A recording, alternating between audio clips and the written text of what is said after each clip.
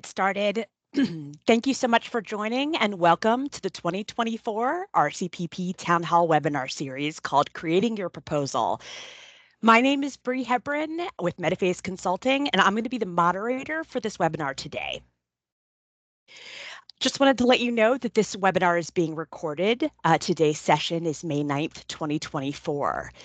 We have over 100 participants registered for this webinar, and we are looking forward to presenting to you today. The agenda for today, we're going to talk about first some brief announcements as well as a brief overview of the Town Hall webinar series. Most of our time will be focused on today's topic, capability to perform technical assistance, and then there will be an opportunity for questions and answers. I also want to highlight that there is a QR code on the screen throughout the series for a survey for you to complete at the end of the series. So if we can jump ahead into some announcements, this webinar slides and the recording for this webinar, as well as our session 1 webinar, will be posted on the RCPP website as soon as possible. There is going to be a slight delay. It does take a few weeks to be posted to allow time for 508 compliance, but as soon as we can get those posted, we will.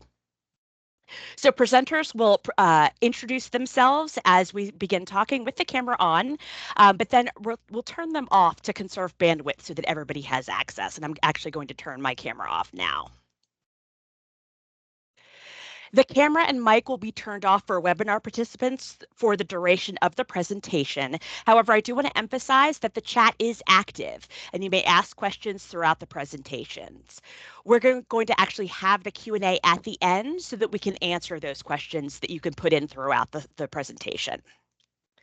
If we don't get to answer all of the questions today, we will provide follow-up responses and an updated FAQ posted on the RCPP How to Apply webpage. We are also going to pin a PDF of links to important resources in the chat for easy access. As I mentioned throughout the presentation, you'll notice a QR code to a survey. We would greatly appreciate if you could take a quick minute at the end of the presentation to provide your feedback. The survey is very short, but we'd love to hear from you how we can continue to support you. In addition to this webinar today, we have an additional 6 sessions that will cover each section of the proposal, and the registration links are on the RCPP website under the How to Apply to RCPP page. In addition to the Creating Your Proposal webinars, the Easement Division will be hosting an RCPP easement webinar scheduled for May 16th, 2024 from 2 p.m. to 4 p.m. Eastern Time. There will also be another RCPP outreach webinar on May 30th, 2024 from 2 p.m. to 4 p.m. Eastern Time that will cover the same information that was covered on the April 23rd webinar. With that, let me turn the presentation over to Maria Collazo to continue. Thank you, Bree, and I'll turn my camera just a little bit. I think some of you saw me last week. I was the moderator, but today I'm going to be presenting. And as Bree said, my name is Maria Collazo, and I am part of the RCPP National Headquarters team. And along with me, we have Metaphase today, who is supporting us with outreach and education. And I have my coworkers, Tammy, Eric, and Seth, who are in the background and would be helping us with the Q&A session as well. So with that, I'm going to turn my camera off to preserve bandwidth, and then I'm going to get started with the presentation.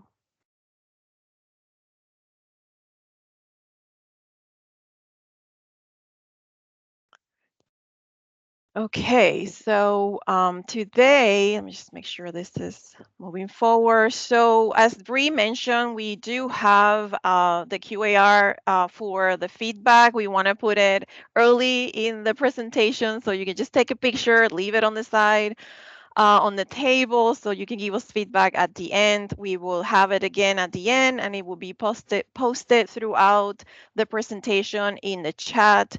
But today we're going to be talking our next subject for our webinar series of technical requirements. And with that, before we dig into that, we just want to give you a layout of what's coming. So last week we have our first town hall session, which is partner contribution. The recordings are being checked for 508 compliance, so they're not posted yet, but they would be posted on their How to Apply website. And today we're going to talk about capability to perform TA. And the next webinar, it's going to be on Wednesday next week instead of Thursday, because they would be the Eastman webinar, and that we're going to be talking about funding requests. As we, so what are we going to cover today, right? We're going to be talking about partner contribution. That's what we covered last week. We're going to be talking about capabilities for technical assistance. And as of today, there's two decision points that either you have made or you would be making as you're working your proposals. So one decision that you probably already made was, am I going to apply for a critical conservation area, or am I going to apply for a multi-state application?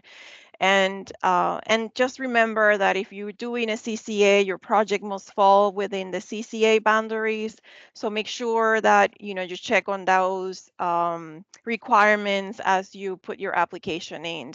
And the other decision you have to make is, what kind of application am I putting for? Am I going to apply for Classic, or am I going to apply for the AFA? And those are two different type of applications, two NFOs, and they have both different requirements. And hopefully with the information that I'm going to provide today, it might help you to decide, do you have the technical capabilities to work on a Classic type of project, or do you have what is needed to have an AFA type of application?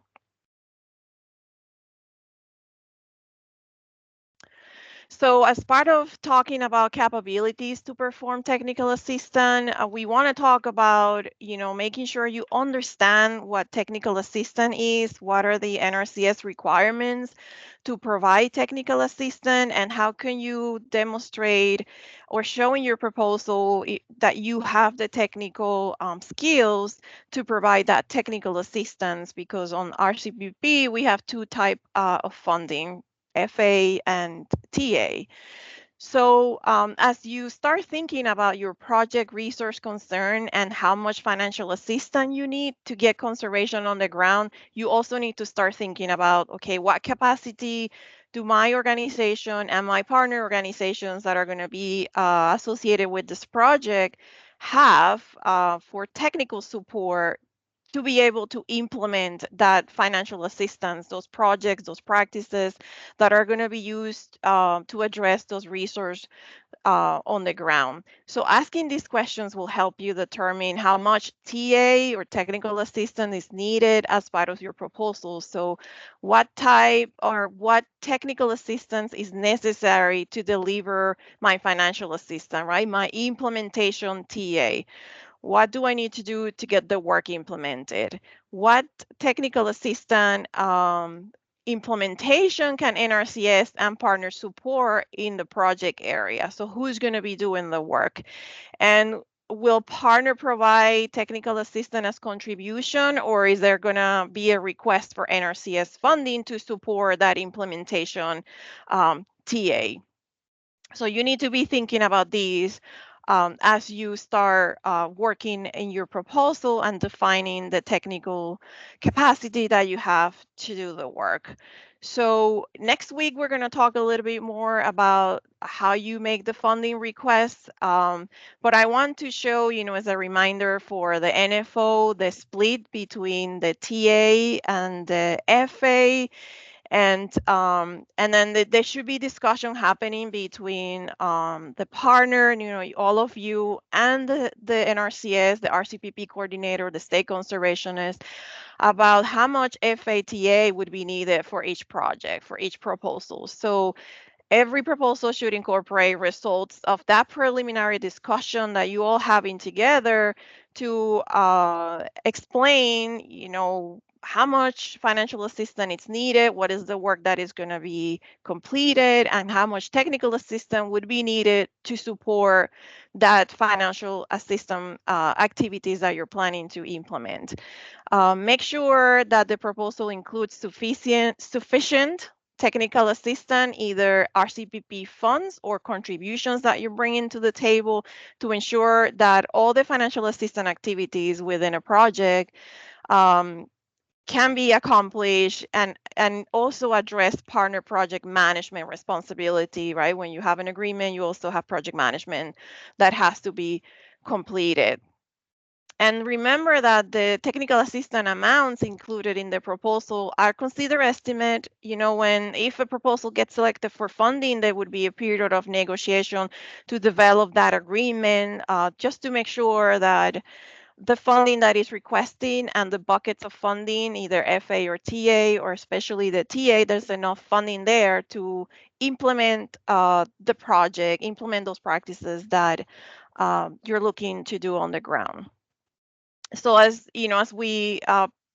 we're planning on the type of technical assistance that you may be requesting through the RCPP funding, and how much you need and what technical skills you need to bring to the table to show that you can actually do the work, you also need to think about the FA funding source that it's going to be used to implement those activities or those practices.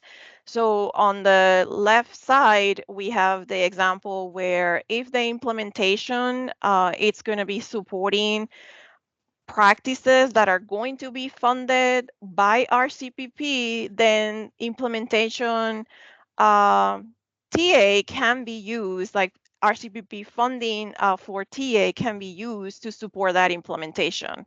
On the other side is an example where if the partner is doing using contribution to fund FA practices, FA activities, and it's going to be done based on the partner's process, and they're not going to be following NRCS process, then the contribution for the implementation, or the implementation that will be done to get those financial assistance activities implemented, then they have to come from the contribution side of the partner instead of asking for funding to pay for those implementation TA.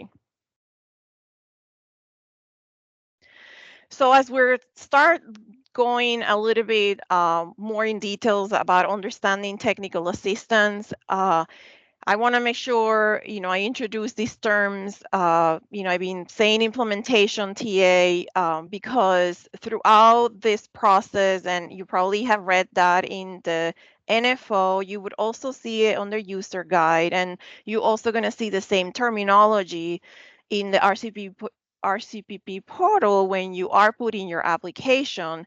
We have two big buckets of technical assistance. One is falls under implementation, and then one is enhancement. I'm going to spend more time talking about implementation versus enhancement, because enhancement, it's pretty straightforward. It's for project management, outreach, and outcomes, and it doesn't change based on the type of application that you're doing, like a classic versus an NAFA. But so I want to spend my time talking about implementation. So NRCS has a well-defined implementation or planning process that covers the technical assistance. It defines how we do technical assistance to make sure we're following all the federal requirements and regulations. So the primary, when we're talking about that technical assistance, we're talking about the technical knowledge, skills, and ability that are needed to implement that financial assistance, right? To implement those practices. We use the 9-step process of conservation planning. That's why I have it highlighted on the slide. We have, handbooks that guide how we do that planning, how we do that implementation. I switch back between planning and implementation, but it's all part of the 9 step of conservation planning.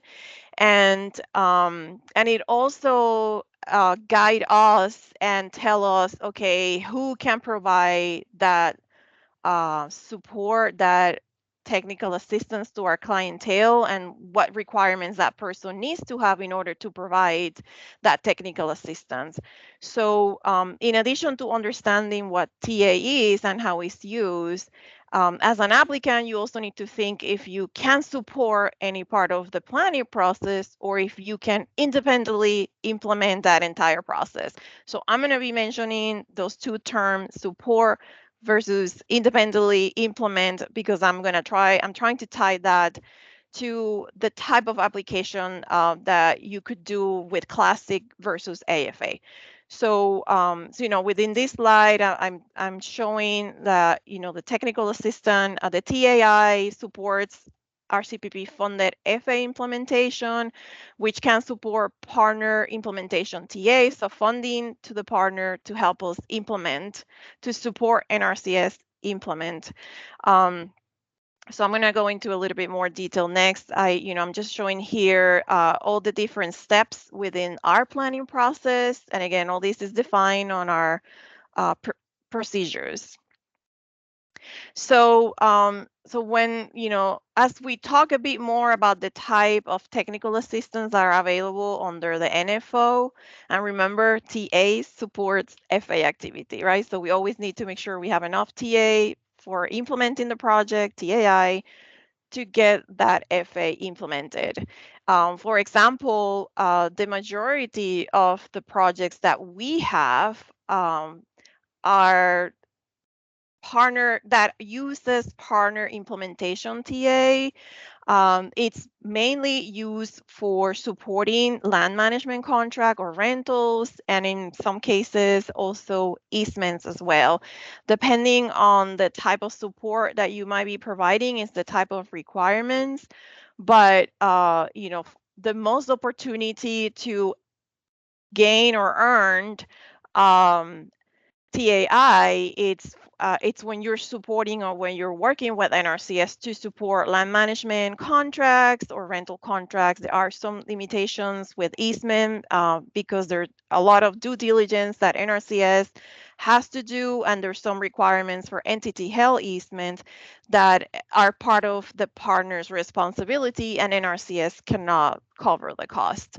But again, to learn more about easement, we do have the next week, there will be a deep dive on easement. So I do want to touch again on the enhancement TA, but again, this would be the same for the different kind of applications for classic or for AFA. So enhancement TA is mainly used to support project with project management, outreach, and outcome. And you know, we can pay for admin costs. I know we mentioned that last time, so I wanted to just show here the type of activities that potentially RCPP funds can be used, but want to remind people that we can pay for administrative costs with RCPP funding, and a lot of the times the TA E or TA enhancement, it's actually funded through partner contribution. There could be some money that could be used for from RCPP for the partners for that as well for the project, but a lot of the time, most of the money goes into implementation, and then some of the money goes into enhancement, but there's also partner contribution that sort of support that part of the project. And just want to mention that a lot of the time, some of the partner contributions that are coming into the project are to support outcome assessment for the project, where you're working with universities or other partners to have contributions that will provide that information that's needed to show that the project is actually having an impact as it gets implemented. So now that we have a better understanding of what technical assistance is, the type of technical assistance that is available, and how the type of activity that it can be used, we can talk a little bit. Let's talk about the consideration you should take when communicating your technical capabilities and ensure that they're clearly communicated in your proposal. So, sort of as a recap, TA supports FA. TA implementation requires specific KSA, knowledge, skills, and ability to implement the planning process. And consider the type of application that you're going to be putting, the requirements, who can do the work, and what skill set they bring to the project. So, again, are you doing classic versus AFA? You need to make sure you understand the requirements. And we're going to talk a little bit more in detail about classic and AFA. Are you going to support or are you going to independently implement? Because that's going to help you decide, do you have the capacity to do classic or AFA? Who's going to do the technical assistant or the financial assistant? Is it NRCS? Is it the partner? Is it a combination between the two? That also is going to help you decide what kind of application you're going to put, and what skill set are you bringing to the table. Is it technical assistance? So I know in these questions are also going to help you in the future as you work in the narrative that you have to answer. These are questions that we want to just bring up because it's going to help you think about how you're going to frame your answers for your proposal. So right now, you have identified what is the conservation benefit that you are looking, to do for that particular project area. You're identifying, what's the resource concern that I'm trying to address? How am I going to address that resource concern? Am I going to do land management? Am I going to do practices with producers? Am I going to do rentals? Is it easement, watershed? How do you plan to implement that to address that resource concern, to have that conservation benefit? And where am I going to do that? What is my project scope, and what are the skill set that I need to get that project moving forward, to get it implemented? And who do I need to have on the table to make sure we can get that implemented? Remembering that there's some functions that NRCS always will retain, like NEPA, NEPA, um, and making sure that you take that in consideration when you're doing your estimated for TA, and how much would be needed for NRCS functions, and then the functions that the partner it's going to either support NRCS to do or actually do. So when we're talking about classic, wanted to talk about that. If you're thinking about classic, this is typically administered by NRCS. NRCS would do contracts directly with the producers. NRCS would do agreements. So we would use our process and our software to get that FA implemented. So, but the partner has the ability to support NRCS with those, right? So you could potentially be doing any part of the planning process, any phase of the planning process, any part of the implementation. And these are just some examples. Like maybe your capabilities are to do survey design, you have staff that can perform those functions, or you have staff that can do planning. So you'll be thinking about that maybe you can't do the whole process, but you could do a piece of it. And it doesn't have to be entirely, a conservation plan. It could be a part of that conservation plan. And for the support project management, again, that's sort of the same functions with project management, outreach, and assessment. So when you're thinking about what, if you're applying for a classic project and you're thinking about, okay, the TA side that I can apply for to help NRCS implement the projects, then start thinking, okay, who do I have, or which partners do I have that can actually help me get this project implemented, and how much TA might be needed for that. So going a little bit into a more detail, again, thinking about classic, the technical assistant, it's delivered by NRCS and the partner, so we work together. The financial assistant is delivered by NRCS. We do the contracts with the producers, but we collaborate to make sure that projects selected are within the scope of the project that was defined. So, these are just sort of some examples where, maybe NRCS would do the implementation side of the project and the partner would have qualified staff and they could do maybe the application. Process, work out in the field with our field offices. They might be doing part of the planning, they might be doing conservation plans, but they need to have that knowledge and they also need to follow our planning process and have what we call job approval authority to plan and implement any practices. So if they're working with producers, we need to make sure that you have that technical skill. So it's like they're working with us. So keep that in mind, and then I'm going to talk a little bit about AFA. So on the AFA side, and I know this has been mentioned before, on the lead partner, it's the one that deliver that financial assistant and the technical assistant. They still have to follow programs requirements. So any work that it's done, it has to comply with all the applicable federal requirements. So in the classic, the money flows through NRCS, and in an FAA, it flows directly from us, from NRCS, to the lead partner.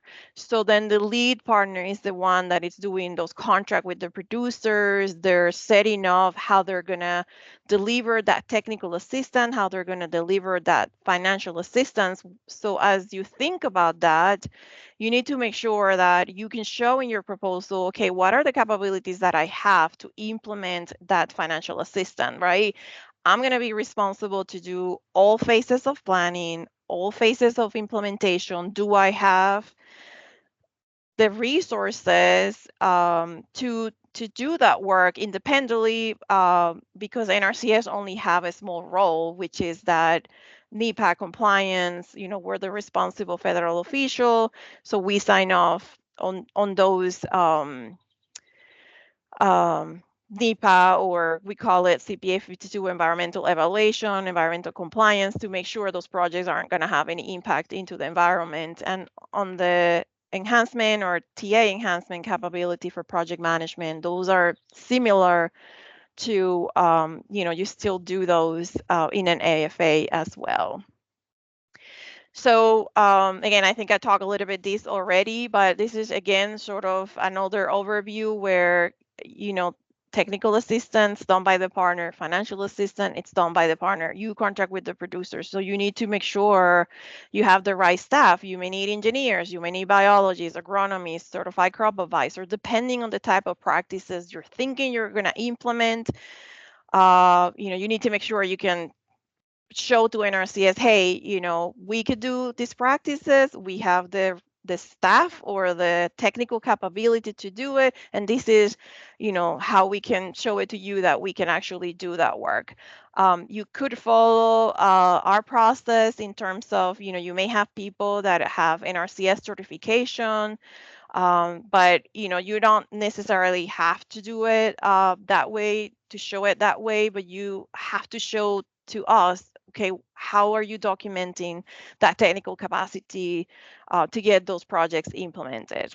And then on the financial assistance side, partners will enter into agreements with individual producers. We don't do that part.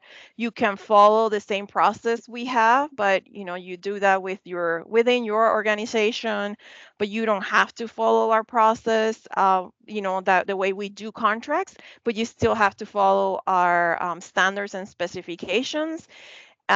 If you do use our standards and specifications, then those have been vetted through NEPA. We still have to sign on it.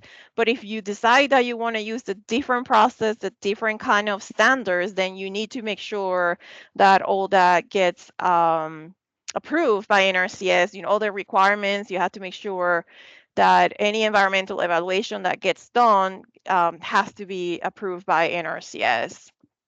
And when you are the one that is taking the lead as an AFA applicant, you need to make sure in your proposal you're defining who's doing what is it that you're doing, where are you doing the work, and how will you accomplish getting that financial assistance on the ground, so to address the project resource concern.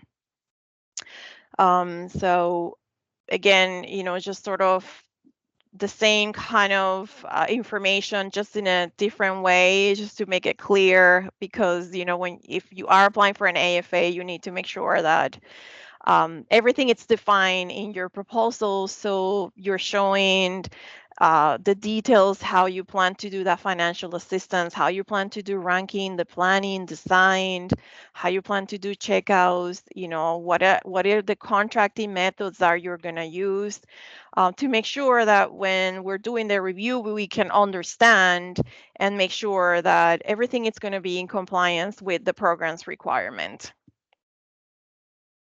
So with that, I'm gonna do a recap of some of the items I covered today. So we are responsible in RCS to make sure that RCPP its activities are implementing according to all federal an agency statute, regulations, and policy. So that's why we ask so many questions, and that's why we negotiate and we discuss the project upfront to make sure when you're putting those proposals, they're coming where we have to do less negotiation later if you get selected. And then some NRCS responsibility can't be delegated. We don't have the authority to delegate, so that has to be a consideration when you're planning your project and who's going to do what part of the work and how much funding would be needed for the partner if you're implementing, and for NRCS to do our non-delegated activities. But in most cases, TA can be performed by NRCS or the partner. So if you do have the skills, even in a classic, and you could do a lot of the planning and implementation process, that's something that could be included on your request. And NRCS program management responsibility included final responsibility for a mix of different projects management and reporting. So NRCS would always have an involvement, even if it's a classic or an AFA. We are involving, partner proposals, reviewing the type of activities that that you want to do, and making sure that you're meeting the requirements. If the information you're providing meets the qualifications for the work to be done, the cost associated to that. So there's a lot of NRCS program management, responsibility involved in each proposal and each award. For all projects, partner can provide the TA as a contribution. All the discussion today, so you understand if you want RCPP to provide fundings to pay for that technical assistance, what is needed. But the technical assistance can be a contribution. It doesn't have to be always RCPP funding. And it could be a combination of both, right? It could be some contribution and some RCPP funding, and all that gets documented. It should be documented on the proposal, and then it gets documented more in detail once we actually execute an agreement if a proposal gets selected. And then, as we work on developing the agreements, normally, the enhancement TA is available only after we have made a determination that there is enough implementation funding to get those FA delivery installed and those activities implemented. So keep that in mind.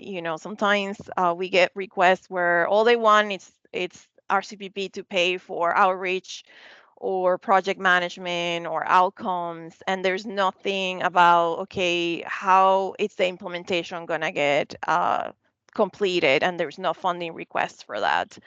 And then also wanted to mention that as you work in the portal doesn't control allowable mix of NRCS or partner TA, so you need to collaborate with NRCS so that can inform how much TA mix you're going to have, in your proposal. Sometimes you get a higher percentage that it's contribution and a small percentage in RCS or vice versa. So that's something that, should be discussing with your coordinator, with your state POC, just to make sure that, you're setting that up front so you don't have to do as much negotiation later if the proposal gets selected.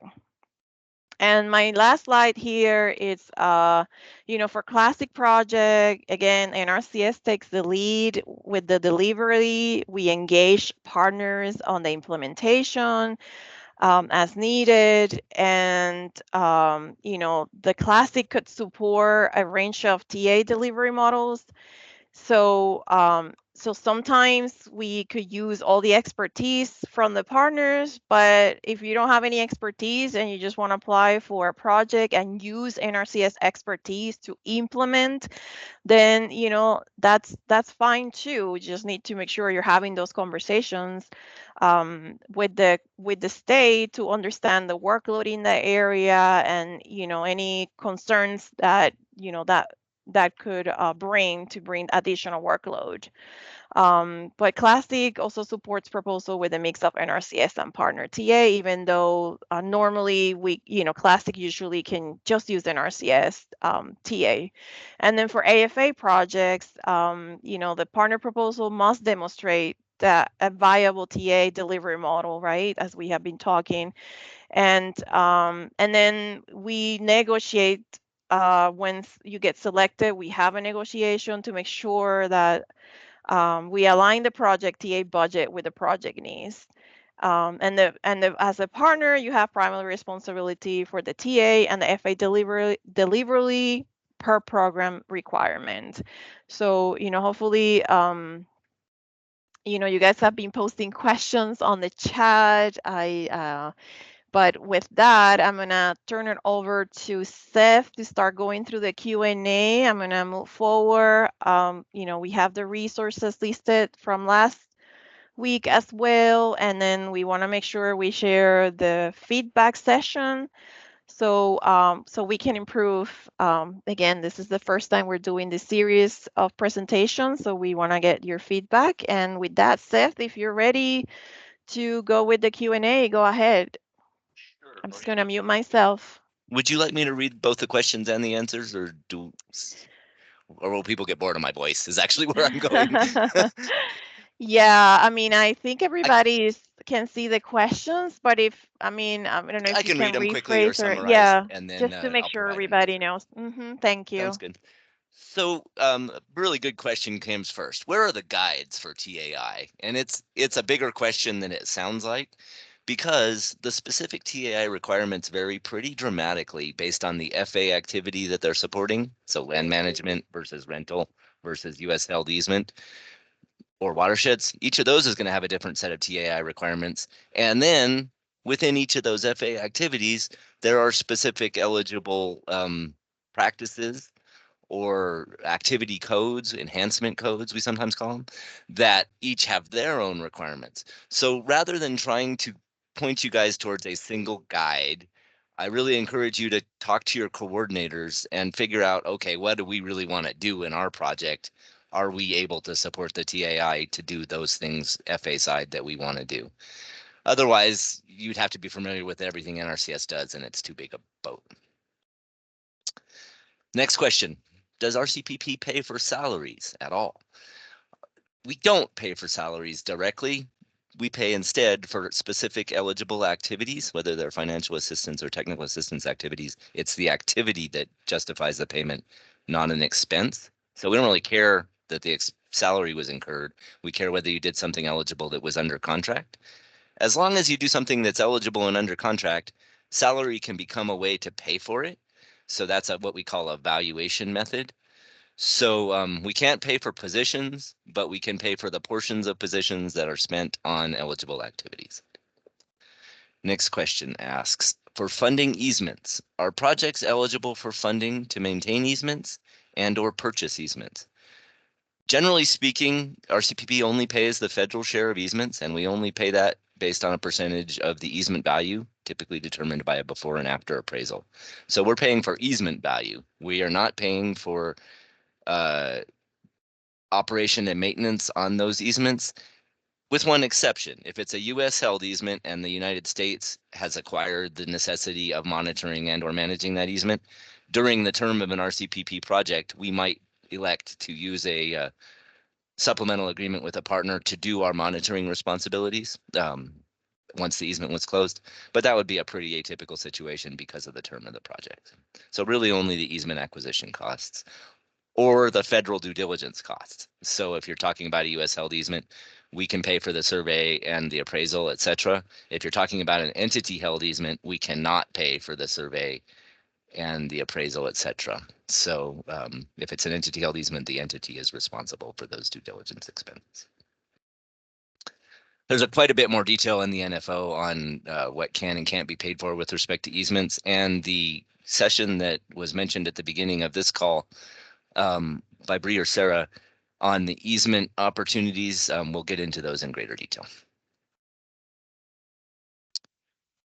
So when you say no admin costs, does it also include administering the grant, coordinating reporting requirements, invoicing, blah, blah, blah? What we say in RCPP is that allocated partner project management expenses are not considered administrative, as long as they're truly allocable, right? 2 CFR 200 might call them indirect costs, and 2 CFR 200 is not where we operate. We operate in a programs world. So we have to look at this allocable expense. And if an expense is truly tied to the project management, so it's, truly administering the grant or collecting information on the contributions, those are project management expenses. And as long as the partner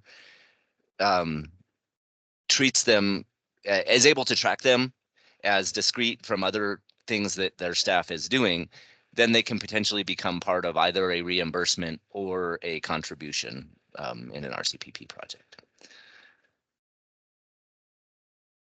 So for AFAs, how much of the 25% of TA goes to NRCS to cover the inherently governmental activities, NEPA, AGI, HEL, et cetera? A little bit of a misconception here as well in the phrasing, but inherently governmental functions really vary radically by project, especially in an AFA project. But ideally, in an AFA project, the partner would be fully prepared to do all of the technical assistance, whether it's what Maria was calling implementation TA, or whether it's what we call enhancement TA, which is more like the project management. They're going to be doing all the TA for the FA delivery, and they're going to be doing all the TA for the project management. And NRCS's role, ideally, shouldn't have to tap the project budget at all, because you shouldn't be asking us to do anything extra. But, for instance, and the inclusion of NEPA in the question is a good example, if the partner's understanding of NEPA includes NRCS doing all of the field work to determine the potential impacts of a particular action, i.e. we're going to go do a cultural resource survey, well, that's not covered in our above project allocation. And now all of a sudden, even in the AFA project, the NRCS lead state might have to tap the partner and say, look, I know your proposal came in with no TA for us, but we're going to have to take some back because you're asking us to do the cultural resource investigations on this project. And that's not something that we can use other money for. So we have to use project money for it. So great. So most AFAs maybe no above project money, but depending on the state specific situation, you may well end up losing some of the 25%. Again, good reason to talk to your coordinator. Next question. Does a TSP need to do the totality of the planning process?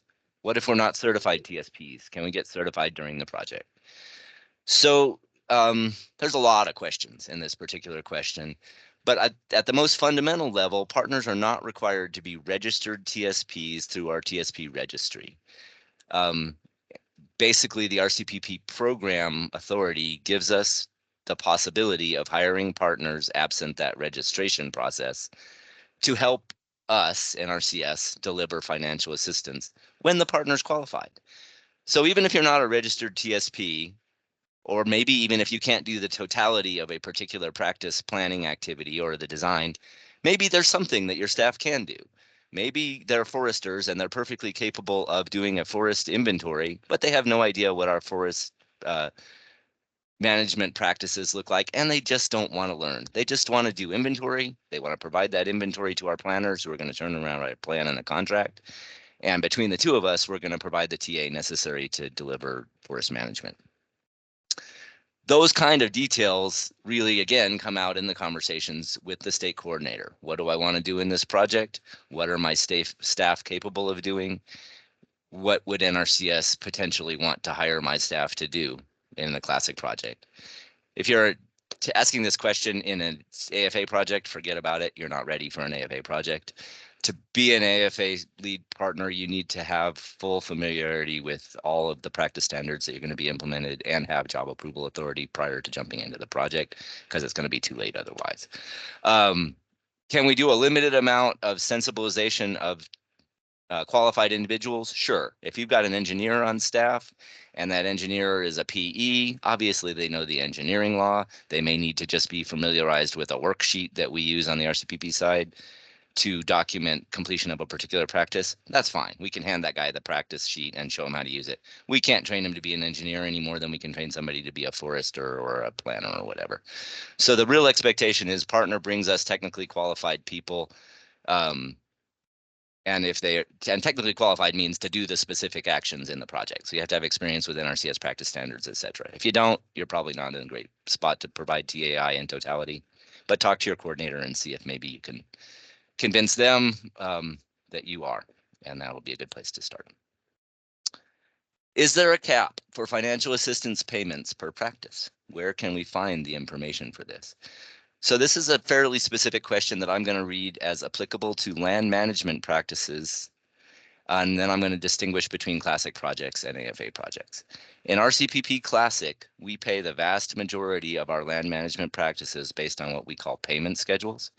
If you Google payment schedules in NRCS, you'll find a website that gives you the payment schedules by state for all of our practices and various scenarios under each practice. So you might, under the fence practice, for instance, have a 3-stand barbed wire fence or a 6-foot game exclusion fence. I don't know.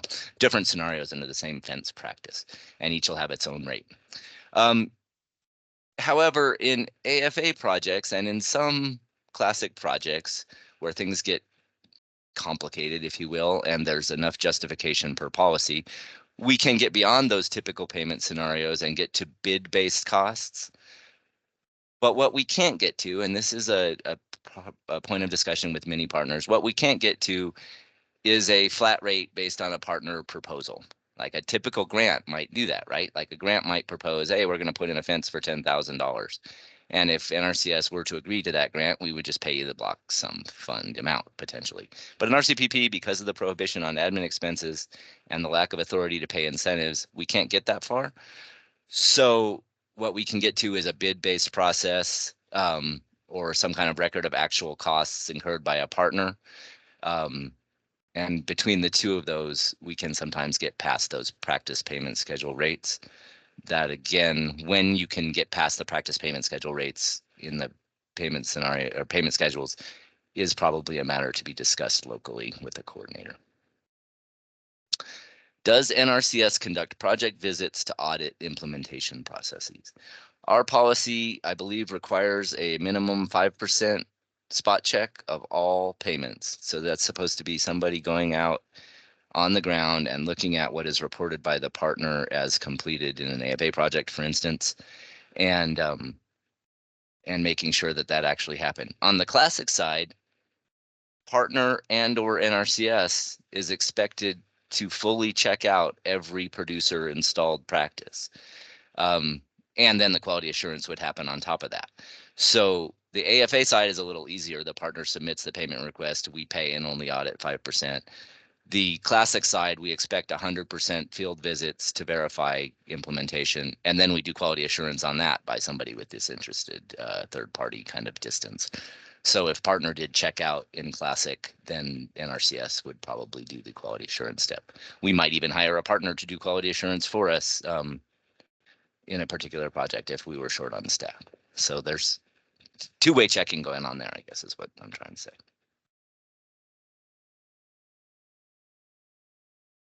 If TA is clearly covered by USDA, CMAs, DMAs, etc., instead of the 9-step process, is it better to just specify the specific CMAs, DMAs, etc.? For example, if a project focuses on soil health, should we just specify TA used in this specific practice standard? So interestingly, I'm not sure exactly how to tackle this one. I think if whoever had this question wants to give me a call on the side, I think I could do a much better answer with a few more follow-up questions. So I'm going to skip this question. Can a project get funding for the rollout of an AFA, or does the staff already need to be in place to perform this function? Rollout of an AFA, planning and payments. So I think this may be the TAE versus TAI question. We can support TAE to support project management. A partner might not necessarily have to have all the staff on hand to implement the project, but they certainly need to have a very viable and compelling plan to get ramped up and deliver all of the financial assistance within the 5-year AFA term. Because in an AFA project, you don't get any more time. Everything has to be on the ground within the 5-year project term. So starting an AFA without a full staff could put you at a significant disadvantage. And your proposal should reflect that so that all the parties know that, hey, we're jumping into a project without staff. Do we think that this particular project has time to get ramped up or not? How do we demonstrate job approval authority? There is an upload spot in the portal proposal process for partner technical qualifications. You should, if you actually have job approval authority from an NRCS state office, it's either going to be for vegetative practices or for engineering practices or potentially both. That sits at the individual level. And if you've got that for planners on staff, that's a great thing to put into your proposal into that technical qualifications upload document. If you don't, then you're basically making the case that, hey, we're probably not qualified to provide the totality of TAI, but maybe we can do some subset, and you might provide your PE license or some other qualification that isn't NRCS JAA. But one way or the other, you're trying to convince us in that technical qualifications section that you have folks on staff that are actually technically capable, and you're going to be able to align those technical capabilities with our practice standards and or FA activity needs and deliver TA to support FA. So again, that technical activities upload and whatever you've got is better than nothing at all. What about access to producer files required in NRCS planning tools like desktop? So that's an interesting point. In RCPP Classic, we do use Conservation Desktop to support all of our land management contracting, most of our US and entity held easement contracting. And partners cannot get access to Conservation Desktop. It's just not a viable thing in the timeframes that projects run on. So essentially, you're never going to be doing the data entry piece of contracting. You might well be able to provide the totality of the plans. We do have that above project money, so not in every case will NRCS demand back money from partner project budget to support that data entry step. But in some cases, they may have to, depending on how extensive it is. So this again is a reason why you should be talking to your coordinator, figuring out what you're proposing to do locally, and then figuring out the split of NRCS versus partner TA that's going to be needed. And that split really does only get determined at the state and project level. You have recommendations for how to best demonstrate ranking process for an AFA. I'm going to sound like a broken record, but what NRCS does is we use the Conservation Desktop application and a ranking tool that sits in a part of that called CART. Your state coordinators can probably pull a copy of what that looks like and show you how we do our ranking. But like I just mentioned in the prior response, unfortunately, you as a partner aren't going to have access to CDAA even for an AFA project. So you're going to have to come up with a system that isn't CART to rank your applications. You could probably do it through a spreadsheet or a database or any other number of ways, but ultimately it's going to have to be a question-based process that's fair and equitable. Can payments for carbon credit purchases be acceptable contribution? Probably not. A carbon credit purchase doesn't actually generate a conservation benefit. And we pay for eligible activities, like I mentioned before. Eligible activities are things like the direct alleviation of a resource problem on the land. Paying for a conservation credit is like an after the fact mechanism for that. So the only time it might kick in my mind, would be in a pay for performance type project where you were not paying for specific practices that resulted in the possibility of a carbon credit. You were just going to pay for the carbon credit. Well, then you could potentially call the carbon credit an alternative payment methodology, and you might get to something like this. But generally speaking, unless an activity provides a direct conservation benefit, it's going to be hard to do that, and this is going to be a hard fit. Have all the state coordinators been informed of the level of detail and the level of commitment and time it will take to help do these applications? It's an interesting question. The level of commitment from our states and our staff is, of course, variable based on state staff, right? Everybody knows what's required, but there's only a certain number of bodies out there in the world. So you're going to have to reach out to these folks and see what time they can make available to you and work within that, because unfortunately that's the best we can do on our side of the equation. Is there a specific time frame of how long an agreement/negotiation process takes once an RCPP award is announced? Our current stated goal is to have all the PPAs executed within 6 months of the announcement of project selections. We had one get all the way through the process in about 2 months this time, and one of the months was Christmas when they did nothing.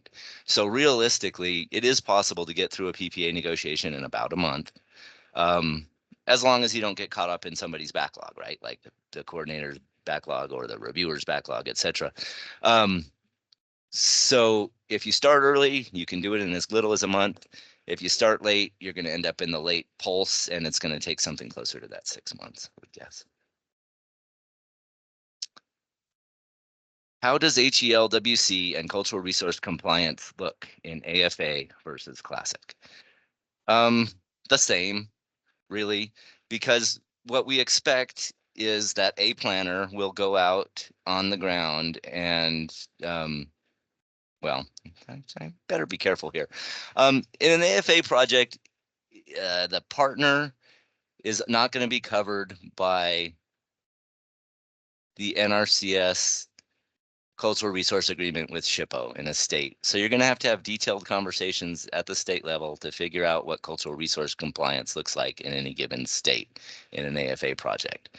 That's a weird exception to the regular NEPA thing. Regular NEPA-wise, we expect the partner to do the analysis. We expect NRCS to sign off on the 52. It doesn't exactly work for cultural resources. But as long as it, if you're on disturbed ground or something, maybe your SHPO will let you do that. I don't know. It depends on the state. But end of the day, the process has to end up with a CPA 52 signed by NRCS, prepared typically by the partner, at least on the AFA side, maybe by NRCS on the classic side.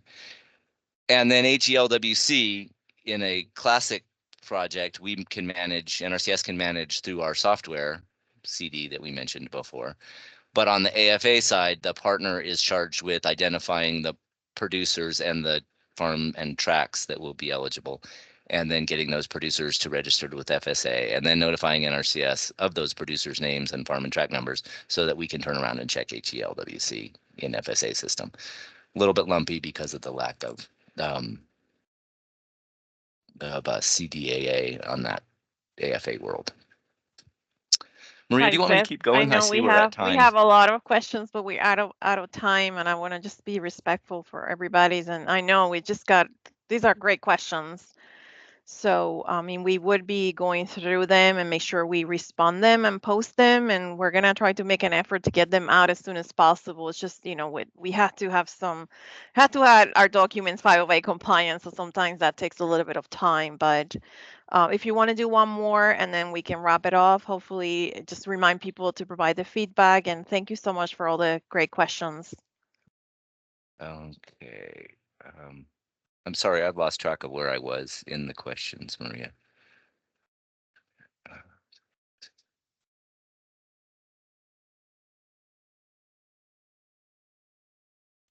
Are there activities defined for contracts and payments, similar to DEMAs and CMAs, etc., that could be referenced as we allocate TII? No, we do not have TA payment schedules. Unfortunately, all of our TA items beyond the CMAs and DEMAs, which we do allow as evaluation method, by the way, but unless it's a part of one of those CMAs or DEMAs, those are the only things we have payment schedule values for. Everything else has to be associated with a negotiated valuation method in the supplemental agreement. And I'll stop there. Thank you so much, Seth. As always, you're a wealth of knowledge, and I really appreciate you taking the lead with the Q&A session. And then with that, we would end the session for today. We'll work to try to get these out as soon as we can. And as I said before, it would be posted on the how to apply, and there would be a session there for past webinars. And please complete the survey. We want to make sure we improve for the future. So thank you so much to all of you for participating and for moderator and presenters today.